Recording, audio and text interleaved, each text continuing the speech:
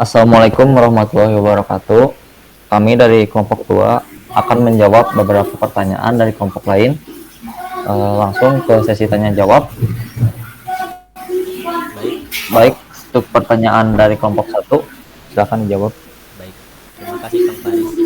Eh, saya Agustiar Fajar Abdillah dengan NIM 1012023 akan menjawab pertanyaan dari kelompok satu, yaitu pertanyaannya apa perbedaan DMA dan DCA dan lebih unggul mana? Eh, Adapun jawabannya yaitu perbedaannya yaitu waktu pengaksesan antara CPU dengan memori utama.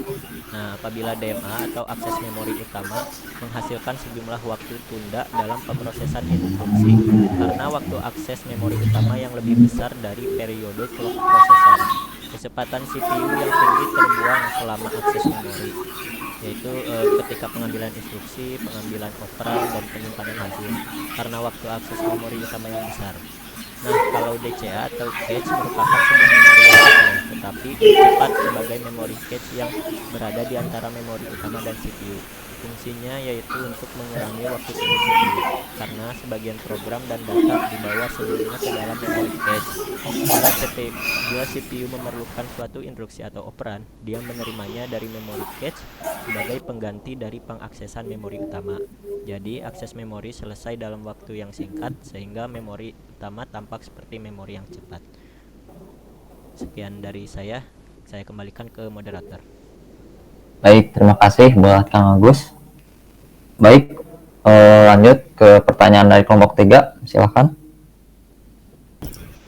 Baik, saya Salma Fasadia dengan NIM 101202227 akan menjawab pertanyaan dari kelompok 3, yaitu pada selektor channel, mengapa terjadi perbedaan peralatan I/O saat di kecepatan tinggi dan rendah? Jawabannya adalah proses interface antara CPU dengan perangkat eksternal dibutuhkan untuk mensinkronisasikan kerja sistem supaya sinergi. Tanpa pengendali dan sinkronisasi, berbagai masalah akan timbul dalam proses I/O. Masalah-masalah ini disebabkan oleh perbedaan kecepatan operasi, perbedaan level sinyal atau tegangan yang dibutuhkan, keanekaragaman periferal dan berbagai karakternya, dan struktur sinyal yang kompleks. Oleh karena itu, dibutuhkan peralatan dengan bagian I/O yang sesuai. Baik, saya kembalikan ke moderator. Baik, terima kasih untuk Teh Salma. Baik, lanjut untuk pertanyaan dari kelompok 4, silakan.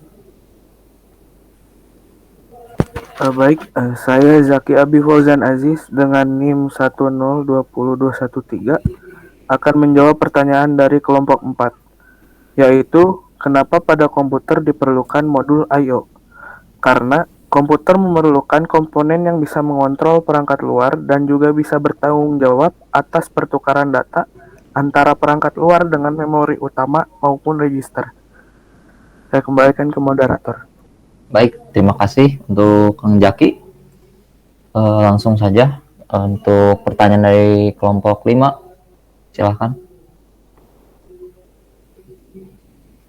Baik, saya Arbi dengan NIM 101202241 akan menjawab pertanyaan dari kelompok 5, yaitu apakah sistem DMA bisa memberikan akses langsung terhadap data tanpa perlu melalui proses chip CPU?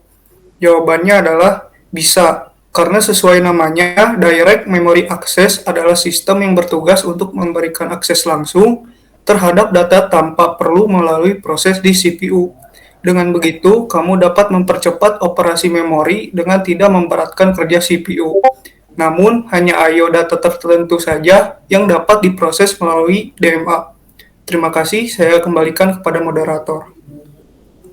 Baik, terima kasih untuk Kang Arbi. Dan untuk pertanyaan terakhir dari kelompok 6, silahkan. Baik, terima kasih Kang Faris. Saya Mutia Aulia Putri dengan NIM 101202242 akan menjawab pertanyaan dari kelompok 6, yaitu apakah CPU benar-benar membeku saat menggunakan DMA? Jawabannya, benar bahwa CPU tidak dapat mengakses memori selama transfer DMA. Namun ada dua faktor yang secara kombinasi memungkinkan akses memori paralel yang jelas oleh CPU dan perangkat yang melakukan transfer DMA. CPU membutuhkan beberapa siklus clock untuk menjalankan instruksi. Setelah mengambil instruksi yang mungkin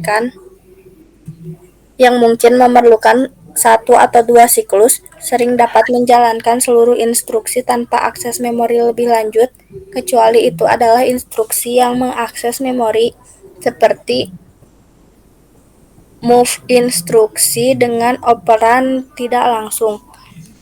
Yang kedua, perangkat yang melakukan transfer DMA secara signifikan lebih lambat daripada kecepatan CPU, sehingga CPU tidak perlu berhenti pada setiap instruksi, tetapi hanya sesekali ketika perangkat DMA mengakses memori. Secara kombinasi, kedua faktor ini berarti bahwa perangkat yang melakukan transfer DMA akan berdampak kecil pada kecepatan CPU. Baik, Dan ke moderator. baik, terima kasih untuk Teh Muti.